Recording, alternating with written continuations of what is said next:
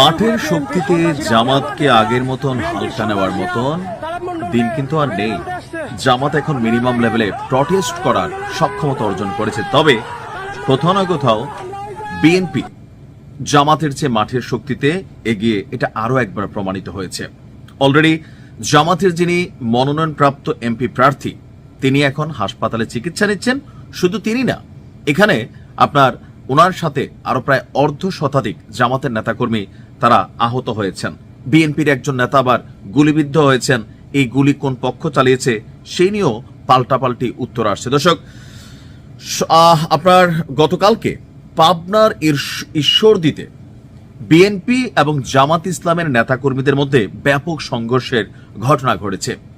আওয়ামী লীগ সরকার পতনের পর জাতি হিসেবে সবাই যে বন্ধুত্বের জায়গাগুলো থেকে জামাত বিএনপিকে দেখেছে বা ভেবেছে যে এবার পরিবর্তন আসবে, কিন্তু ক্ষমতার জন্য আসলে কি পরিবর্তন আসছে?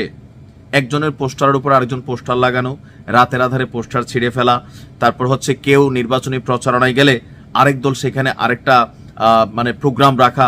আর এতে হচ্ছে কি, এই সংঘর্ষের ঘটনাগুলো বাড়ছে আর মানুষের মধ্যে চিন্তা হচ্ছে কার চেয়ে আসলে কে ভালো, কারণ কেউই তো এখন ক্ষমতায় নাই।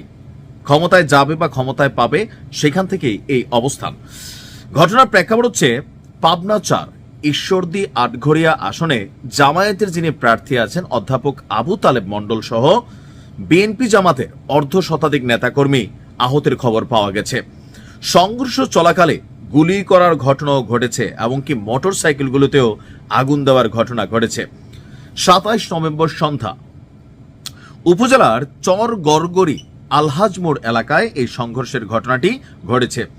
এর আগে বুধবার ওই এলাকায় স্থানীয় জামাত ইসলামীর ওয়ার্ড সভাপতি হাফেজ ইকবাল হোসেন সহ 2 জনকে শাহাপুর ইউনিয়ন কৃষক দলের আহ্বায়ক মক্কেল মৃধার লোকজন মারধর করেছিল। ওই ঘটনার জের ধরে বৃহস্পতিবার বিএনপি এবং জামাত ইসলামের নেতাকর্মীদের মধ্যে দফায় দফায় সংঘর্ষের ঘটনা ঘটেছে। আহতদের মধ্যে মক্কেল মৃধা নামের বিএনপির একজন গুলিবিদ্ধ হয়েছেন বলেও আপনার দাবি করা হয়েছে। আহতদের মধ্যে মক্কেল মৃধা সহ মনিরুল ইসলাম, লালন মৃধা, আলিম হোসেন বাদেন সহ কয়েকজনের নাম পাওয়া গেলেও তাৎক্ষণিকভাবে সবার পরিচয় পাওয়া যায়নি।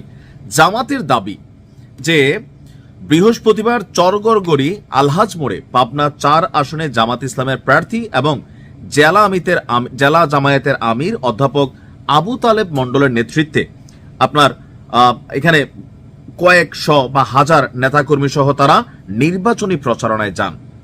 প্রচারণা চলাকালে বিএনপির যিনি সে এলাকার প্রার্থী আছেন, মনোনয়ন পেয়েছেন হাবিবুর রহমান হাবিব, ওনার অনুসারীরা আপনার জামাতের প্রার্থী আবু তালেব মণ্ডলকে বহনকারী যে গাড়ি আছে এবং কি যে বহর আছে সেখানে তারা হামলা চালায়, 20-25টি মোটরসাইকেল ভাঙচুর করে এমনকি আগুন ধরিয়ে দেয়।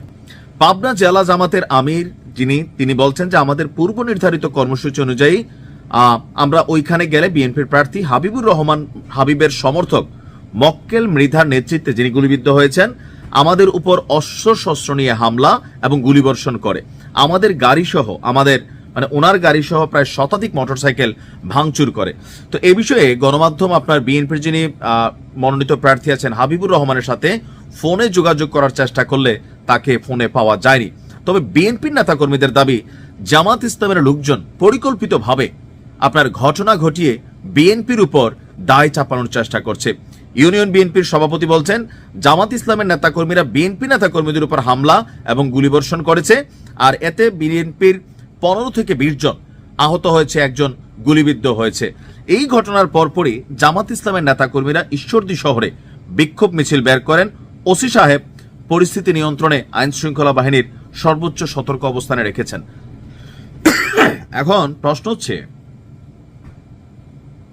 এই দৃশ্যপট এখনই নির্বাচনের আগ পর্যন্ত কি কি ঘটবে?